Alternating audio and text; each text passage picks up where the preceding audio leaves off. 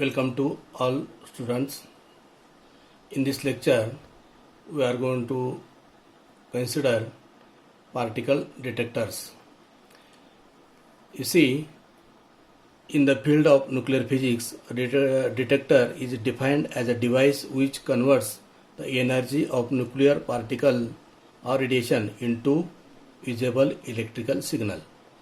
The particle detector would be able to differentiate between various types of radiation and particles and would give a signal proportional to their energy. The term counter is often used to detector. When the detector counts the number of particles but does not resolve its energy or ionization, many of the detectors invented and used so far are of the three types. First is gaseous ionization detectors, second semiconductor detectors, and third is scintillation detectors. The detectors such as ionization chamber and Geiger-Müller counter use gas such as argon or ionization by these radiations. Therefore, they are called gas-filled counters. A solid materials such as semiconductor or sodium iodide is used in some counters. These counters are called solid state counters.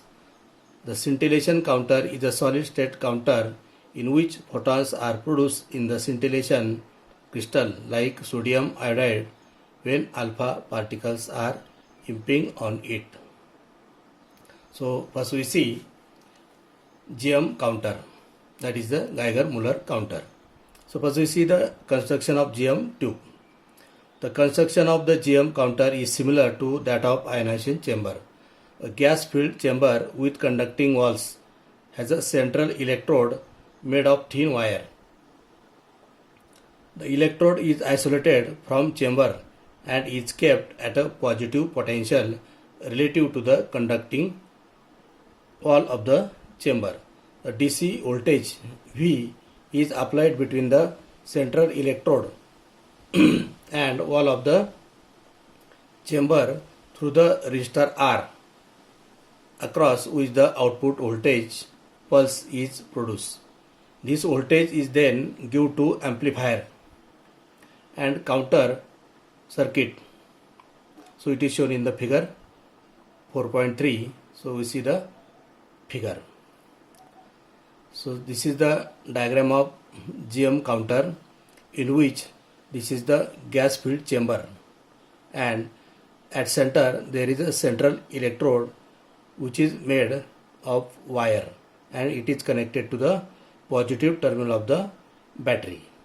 Then this conducting wall, that is this one and this one, that can be acts as a electrode and it is the negative electrode.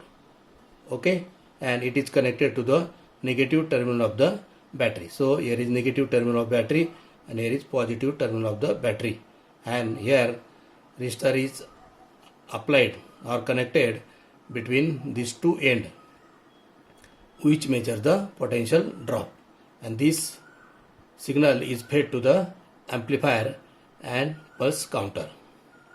Okay, and in this diagram, this is the ionization particle that can be passed through the gas which is filled in this tube. Okay, a large potential difference about 1000 volt is applied between the metal chamber and central electrode, that is anode, which develops high electric field between them. This electric field is given by E equal to V upon R ln of B upon A. Okay, so where here A is the radius of anode, B is the radius of cathode, outer tube, R is the radial distance from the anode, and V is the applied potential difference. So this central electrode acts as a anode and this wall of the tube that can be act as a cathode. Now we see here the intensity of the electric field is very large near the anode. The tube contains gaseous mixture of 90% argon and 10% ethyl alcohol. Okay. Now we see the working of GM counter. When an individual charged particle, say alpha particle, passes through the tube, it ionizes the gas molecule and some electron ion pairs are created. The central anode attracts electrons within a very short interval of time, about 10 raised to minus 6 seconds, while the positive ion move toward the wall of the tube, that is cathode. As the potential difference is high, the accelerated electron acquires large kinetic energy. These electrons, when collide with the gas molecule, these molecules are ionized. Hence, large number of secondary electrons are produced. Voltage applied to GM counter is large enough so that even a single ion pair produced by a single incident particle can produce an electric discharge. Since the applied voltage is high, the electric field is made so high near the central wire that even inner shell electrons of gas atoms are excited in collision. As these electrons drop back to their vacated orbits, the ultraviolet radiation are emitted. Okay, these UV radiations are sufficiently energetic to produce ionization of the other gas atoms, including those far from the original site. Due to this, large number of secondary electrons are produced. The production of secondary electrons continues till there is a complete discharge of the gas over the entire volume of the tube. This gives rise to a sudden pulse of current in the external circuit. Thus, the output voltage V is developed across the resistor R due to the output current flowing through the resistor. This voltage is then given to amplifier and counter circuit, so pulse is recorded on the counter. Right? The voltage characteristic of GM counter is shown in this figure. This is a graph of counting rate against the counter potential with a radioactive source placed near the GM tube. It is observed from the graph that there is a certain voltage below which tube does not work. This voltage is called threshold voltage. This can be several hundred volts. As the applied voltage is increased, the counting begins and rises rapidly to a flat portion, see in the figure, of the curve. This flat portion of the curve is called plateau. So this is the plateau region, that is between A and B, which is the region of the counter operation where the counting rate is more or less independent of small changes in the potential difference across the tube. Beyond this region, due to high potential difference, the electric field is so high that continuous discharge of the gas takes place in the tube and count rate increases very rapidly. It does not require any ionizing event for this to occurs. Okay. An oscillograph of counter pulse is shown in figure 4.5. So next figure is 4.5, which shows the oscillograph. So this is the oscillograph. In that here we see here is TR, TD and T recover. That means this is the TD is the dead time, the TR is the transition time, upper is the detection level, okay, and this is the recovery time. T recover, that means recovery time.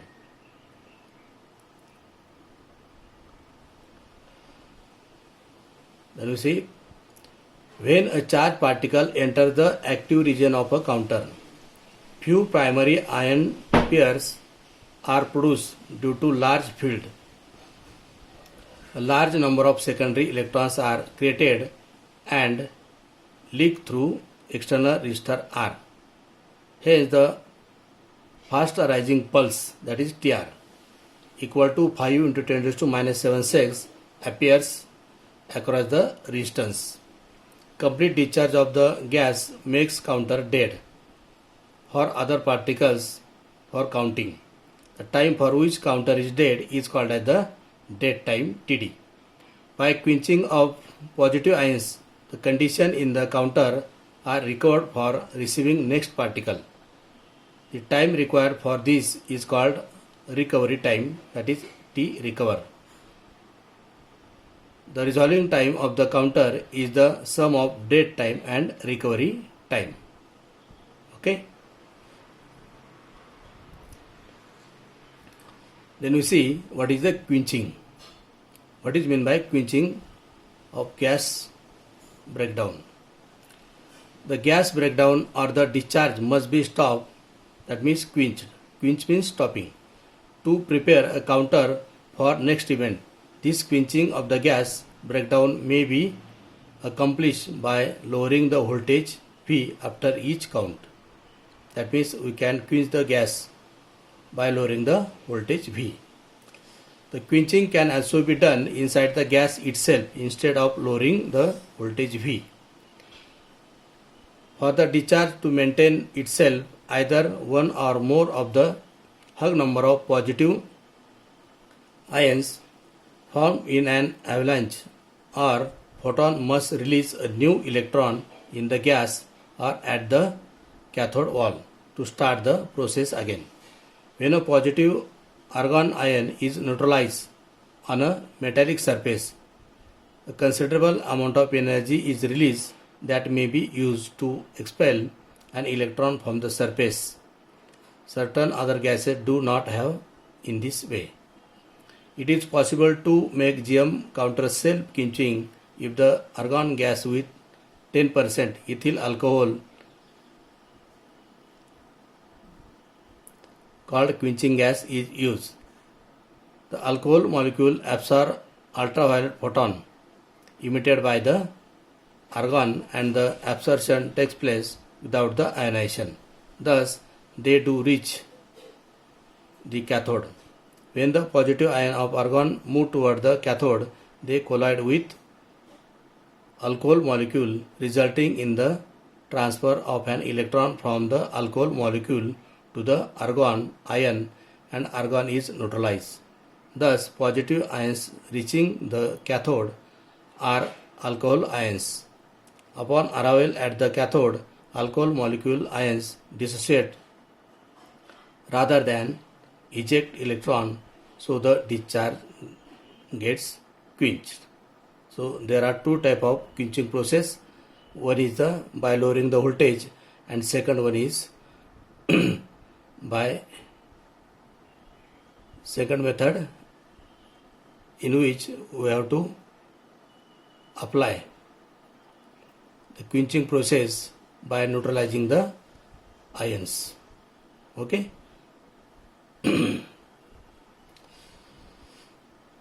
Now we come to the last point of this chapter, and the next counter or detector is the scintillation counter. Okay.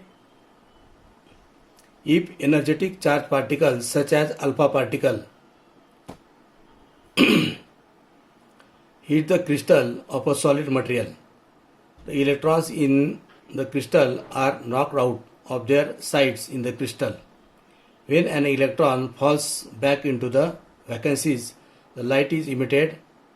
Some crystals are transparent to this light. Calcium iodide in crystalline form used for detection of proton and alpha particles. Sodium iodide with a small amount of thallium used for detection of gamma rays. Lithium iodide is used for detection of neutrons. In scintillation counter, this light is transformed into an electric current by allowing it to strike a surface called photocathode of a device known as photomultiplier. This effect is called as a photoelectric effect.